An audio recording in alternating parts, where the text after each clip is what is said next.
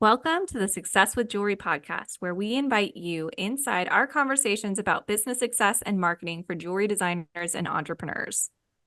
We're Laryssa and Liz, jewelry marketing experts with a combined 16 years of experience in jewelry marketing and proven track records in helping jewelry brands meet their goals.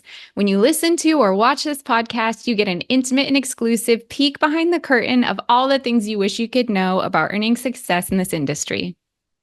Welcome to episode 98. In this episode, we'll be discussing holiday planning, more specifically, why it's important, how to set goals, and how to manage your inventory. If you're thinking it's too early to discuss this, we promise you it's definitely not. In the bonus content, we'll dive deeper and share even more tips. To get access to exclusive content as well as direct access to me and Laryssa, sign up by visiting successwithjewelry.com. Hey, Laryssa, let's get into it. Some may argue that we're even too late. I think we're late. I I wrote this outline a couple weeks ago, and I also looked back because we have talked about holiday planning before, of course, and it was in August, and we are Okay, putting this so out we're in late. September. We're late.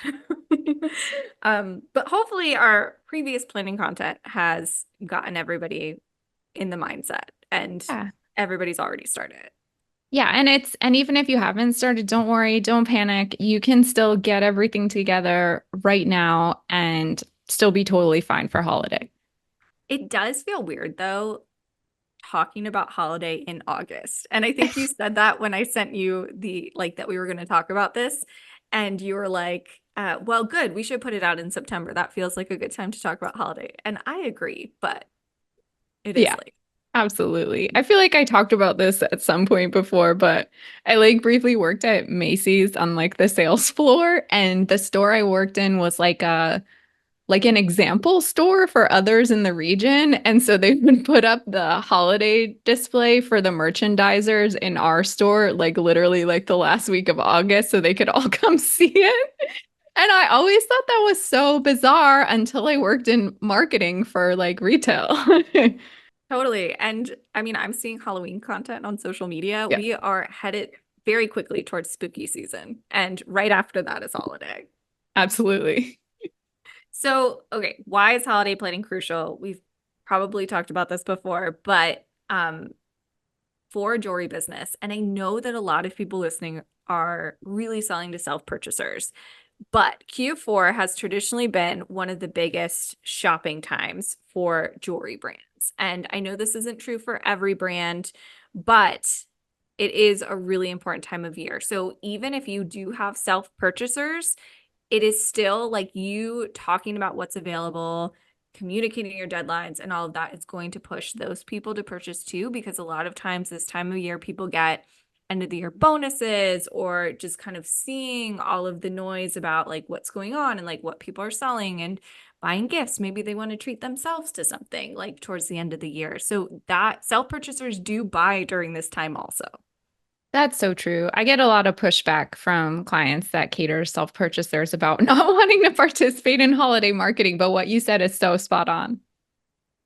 So we're recording this like the week headed up to Labor Day, and I'm getting text messages and emails about brands starting their Labor Day sales early.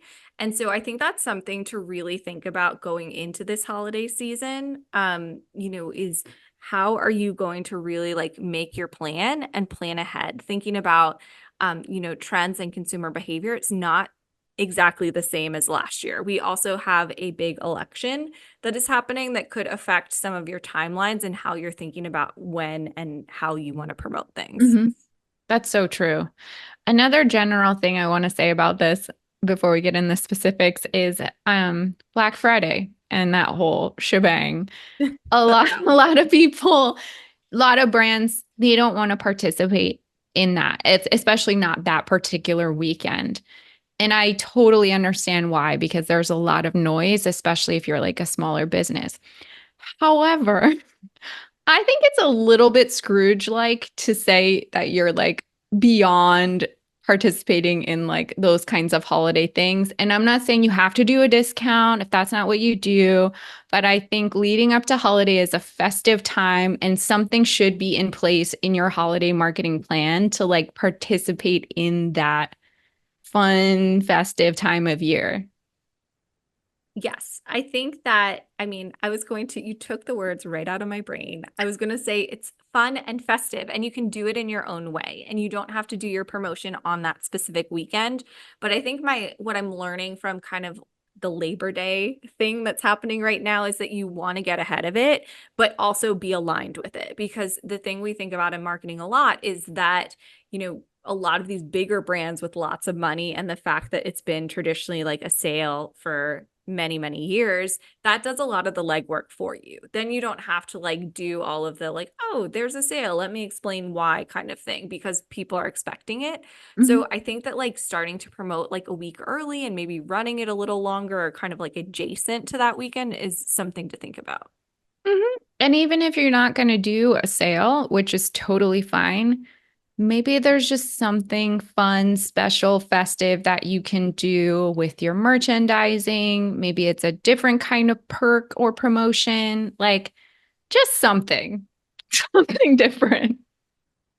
Definitely. I think we're going to talk about this in part two a little Yeah. bit more so, or the bonus episode. But thinking about like a special holiday collection, that's something fun you can do if you don't Yeah. want to run a sale or like a gift or a gift with purchase or gift wrapping or just something that's a little bit unique for this time of year. Absolutely. So something else that I think we should always be doing, but especially like as we head into like the holiday season and Q4, is that you should think about goals for yourself, and really think about what you want to achieve. I know that this has been a slower year for a lot of brands, like big, small. I've talked to many, many jewelry brands this summer, and it's been a interesting year, so for some, for many, a tough year. So I think, this holiday is going to be impactful one way or the other. And I think that's something to really like think ahead of, like, what do you want to achieve and be realistic about what this year's looked like for you and what you're looking to get out of Q4. Absolutely. One other thing I want to mention about planning, if we're thinking out ahead of like key dates too, a big missing piece that I see working with clients is not knowing order deadlines for various types of products. And not just not knowing them, but being very like laissez-faire about them. Like, yeah, sure, people can order up till whatever date. Like, I'll make it happen. No.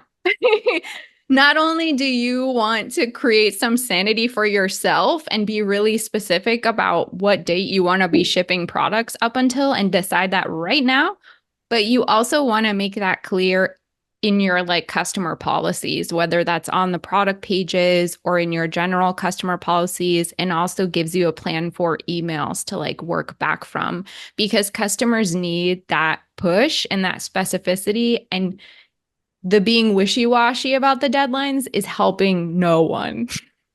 Yes, 1,000%. I'm glad you mentioned that. If you take anything away from this podcast, is write down all of your holiday deadlines. So, final ship date is a good one to start with. Final made to order date, final custom date. If you do custom, look at all of those dates and plot them on the calendar because you need to communicate that with your audience.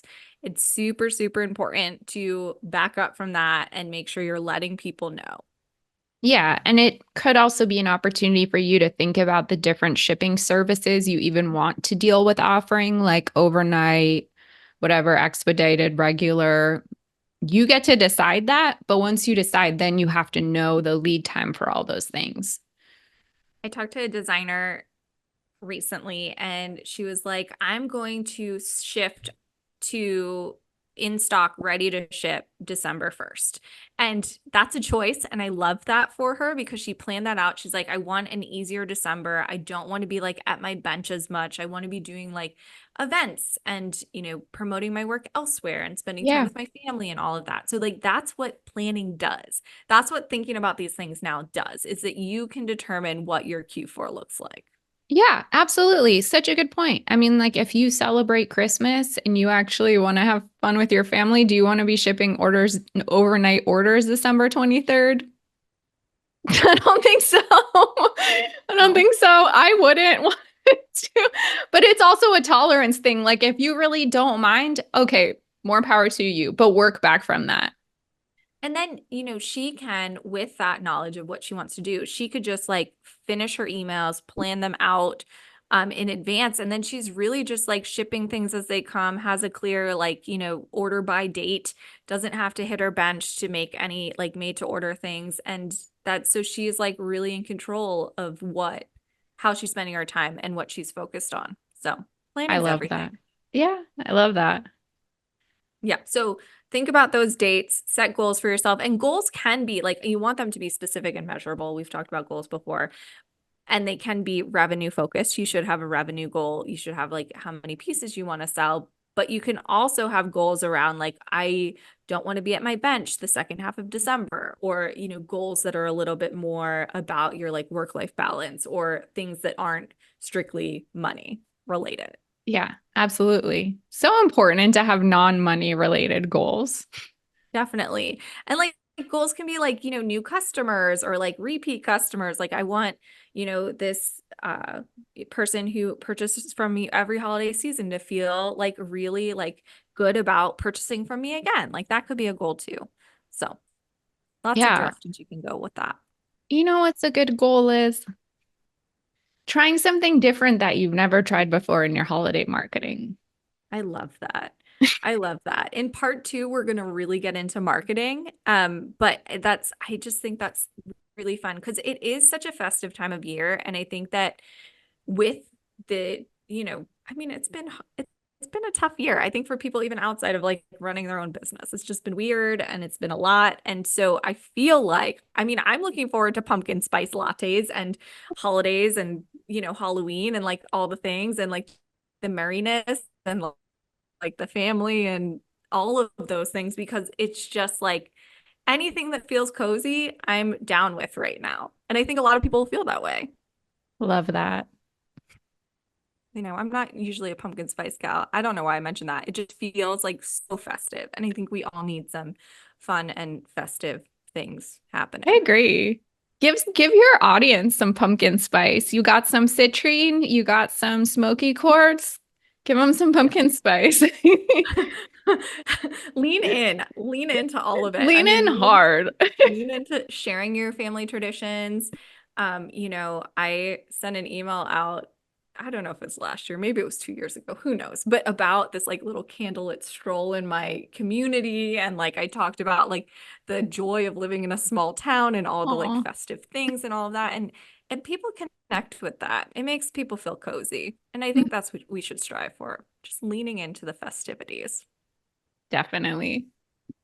Yeah. So anyway, last thing we'll talk about, and then we'll wrap up here and dive into a bit more detail and specifics and ideas in the bonus content. But inventory and product preparation, and we're not inventory experts, at least I am not, but I think it's something to think about now if you haven't started thinking about it already, as you're kind of thinking about your goals for yourself and thinking about your holiday deadlines and what kind of you want to be selling. I think now's a good time to look at what you sold the most of last year. What was the price point? And do you have those items in stock?